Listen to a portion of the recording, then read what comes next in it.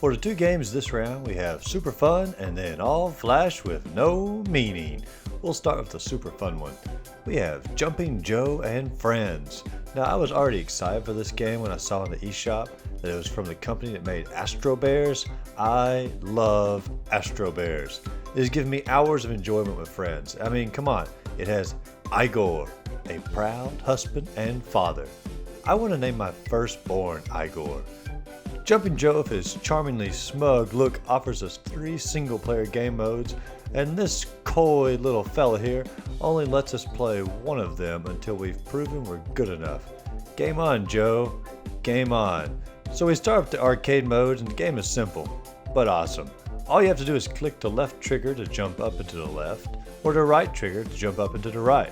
As you climb the never-ending tower, you have to dodge and meet a huge variety of enemies, all the way from bats and dragons to spikes and wall squishers. As you dodge all the obstacles, you can gather power-ups and diamonds. The power-ups help you on the individual missions, and the diamonds can be collected for new characters. And the thing I like about the new characters you unlock is that they are actually different characters and not just skin changes. The game is vastly different depending on who you play as. Personally, I like Rocket Bird because he has this crazy look about him and he gets way more speed boost. The power-ups you get vary from bombs to destroy obstacles, rockets to shoot you higher faster, all the way to magnets that pull diamonds closer. I cannot stress enough that this game is simple, but it's simple done correctly. The game makes you want to get higher on the tower originally just simply because it's fun, but it adds in the element of wanting you to get higher to unlock new character upgrades and actual game modes. It took me 45 minutes to finally unlock race mode and then another 45 minutes to unlock hero mode. Race mode was sort of a letdown, I'll admit, because it takes all the fun upgrades out and obstacles and you just do time trials to climb the tower as fast as you can. This feels like a normal mobile game and most of the other games on this bracket so far, but since this was just a bonus mode, I let it slide. The other unlockable mode is Hero Mode. It's just a super difficult version of the main game, but you get way better rewards. You get maximum diamond values from the start, and if you're good, you can collect diamonds crazy fast to unlock the rest of the sought after characters. While the majority of the single player modes for this game are fantastic, the multiplayer is fun, but not mind-blowing.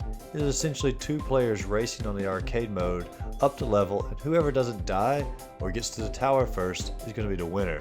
They took out all the fun upgrade crates the single player mode has, and there's no way to interact with the other players as you climb, which seems like a real missed opportunity. I love all the character options for multiplayer, but they took out the single player differences for the characters, so now they actually are just skin changes. It's not a bad multiplayer, but seeing all the cool and fun things from the single player mode that suddenly disappear, it does make the multiplayer seem a bit less fun. Overall, this game is worth the price tag and is a fantastic way to get sucked into a fairly mindless game. Next up, we have Hyperide. Or is it Hyperide?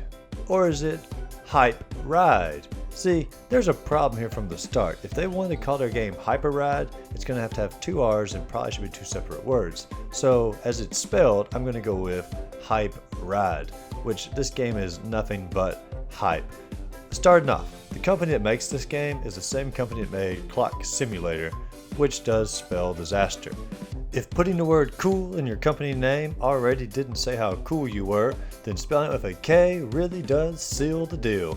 Regardless, Hype Ride is all hype with no ride. The game is flashy and it looks like it'll be fun, but as soon as you start it up, the controls are horrible. They're all floaty, they feel like it has a permanent lag, and all you do in this game is dodge rocks and collect astronauts. You get annoyed really quickly because of the controls, and the missions are as meaningless as imaginable, and have almost no variety. I do not like this game at all. It sucks. So for this bracket, the results should already be clear. We have a fantastic game that I was unable to put down for about 2 hours after starting it, and then we have a game that I couldn't wait to put down. Jumping Joe and Friends, you overwhelmingly get to move on to the next level. This game is a wonderful little cheap game. It controls extremely solid, has enough variety to keep you interested, and unlockables that actually make you want to play the game to achieve them.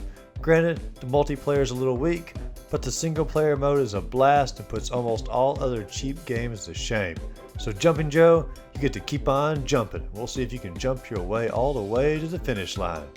Thanks again for watching. If you enjoyed this video, be sure to like and subscribe, and we'll catch you later.